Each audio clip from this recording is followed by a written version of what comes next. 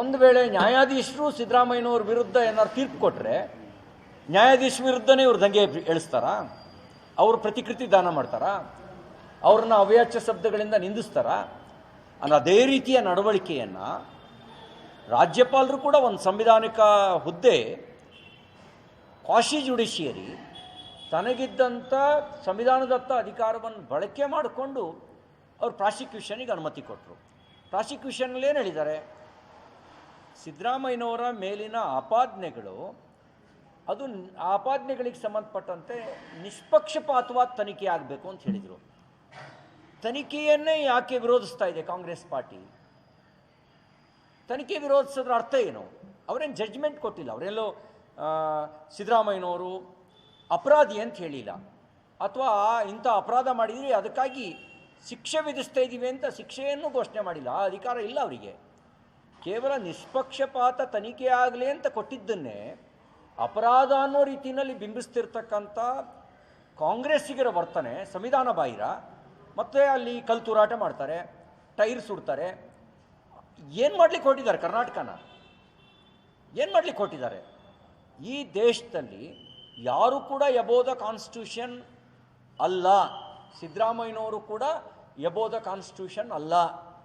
ನೀವೆಷ್ಟೇ senior politician ಇರ್ಬೋದು, 2 ಬಾರಿ ಮುಖ್ಯಮಂತ್ರಿ ಆಗಿರ್ಬೋದು, ನಿಮ್ಮ ಅನುಭವ ಅಗಾಧವಾಗಿರ್ಬೋದು, ಆದರೆ ನೀವು ಸಂವಿಧಾನಕ್ಕಿಂತ ಮೇಲೆ ಅಂತ ತಿಳ್ಕೊಳ್ಳೋದು ಅದು ಅಹಂಕಾರದ ಭಾವನೆ ಆಗುತ್ತೆ. ಈ ದೇಶದಲ್ಲಿ ಯಾರೂ ಕೂಡ ಸಂವಿಧಾನಕ್ಕಿಂತ ಮೇಲೆ ಅಲ್ಲ. ಇಷ್ಟರ ಮೇಲೆ ನಿಮ್ಮ ಒಬ್ಬೊಬ್ಬರ ಹೇಳಿಕೆಯನ್ನು ಗಮನಿಸಿದಾಗ ಸರ್ಕಾರಿಗೆ ಏನು ಮಾಡ್ತಾ ಇದೆ? ನಾನು ಪೊಲೀಸ್ ಮಹಾನಿರ್ದೇಶಕರಿಗೆ ಆಗ್ರಹ ಮಾಡ್ತೇನೆ, ಐವಾನ್ ಡಿಸೋಜಾ ಸೇರಿದಂತೆ ಯಾರ್ಯಾರು ರಾಜ್ಯಪಾಲರಿಗೆ ಬೆದರಿಕೆ ಹಾಕಿದ್ದಾರೆ, ಯಾರ್ಯಾರು ದಾಳಿ ಮಾಡ್ತೀವಿ ಅಂತ ಬೆದರಿಸಿದ್ದಾರೆ, ಭಯೋತ್ಪಾದಕರ ಥರ ಮಾತಾಡಿದ್ದಾರೆ, ಅವ್ರ ಮೇಲೆ ನೀವು ಇಷ್ಟೊತ್ತಿಗೆ ಸೋಮೋಟೋ ಕೇಸ್ ರಿಜಿಸ್ಟರ್ ಮಾಡಬೇಕಿತ್ತು. ಎಷ್ಟೋ ಪ್ರಕರಣಗಳಲ್ಲಿ ದೂರುದಾರರು ಯಾರೂ ದೂರು ಕೊಡದೇ ಇದ್ದ ಸಂದರ್ಭದಲ್ಲಿ ನೀವು ಸೋಮೋಟೋ ಕೇಸ್ ರಿಜಿಸ್ಟರ್ ಮಾಡಿದ್ದೀರಿ ಪೊಲೀಸ್ ಇಲಾಖೆ. ಯಾಕೆ ಈ ವಿಷಯದಲ್ಲಿ ನೀವು ಸೋಮೋಟೋ ಕೇಸ್ ರಿಜಿಸ್ಟರ್ ಮಾಡಿಲ್ಲ? ಇಷ್ಟೊತ್ತಿಗೆ ನೀವು ಮಾಡಬೇಕಾಗಿತ್ತು. ನಮ್ಮ ರಾಜ್ಯದಲ್ಲಿ ರಾಜ್ಯಪಾಲರಿಗೆ ರಕ್ಷಣೆ ಇಲ್ಲದೆ ಇದ್ದರೆ ಸಂವಿಧಾನಕ್ಕೂ ರಕ್ಷಣೆ ಇಲ್ಲ ಅಂತ ಅರ್ಥ. ರಾಜ್ಯಪಾಲರಿಗೆ ರಕ್ಷಣೆ ಇಲ್ಲ ಅಂದರೆ ಸಂವಿಧಾನಕ್ಕೂ ರಕ್ಷಣೆ ಇಲ್ಲ. ಅಂದರೆ ರಾಜ್ಯಪಾಲರಿಗೆ ಬೆದರಿಕೆ ಹಾಕ್ತಾರೆ ಅಂದರೆ ಇನ್ನು ಸಾಮಾನ್ಯ ಜನರ ಪಾಡೇನು?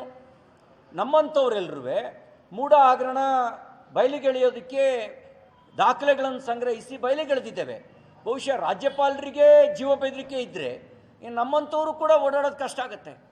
ಯಾಕೆಂದರೆ ಇಲ್ಲಿ ಗುಂಡಾಗಿರಿ ನಡೆಸ್ತಿರ್ತಕ್ಕಂಥದ್ದು ಸರ್ಕಾರವೇ ಮುಂದೆ ನಿಂತು ಗುಂಡಾಗಿರಿ ನಡೆಸ್ತಾ ಇದೆ, ಸರ್ಕಾರವೇ ಪ್ರಚೋದನೆ ಮಾತಾಡ್ತಾ ಇದೆ. ಇದು ಅಕ್ಷಮ್ಯ ಅಪರಾಧ.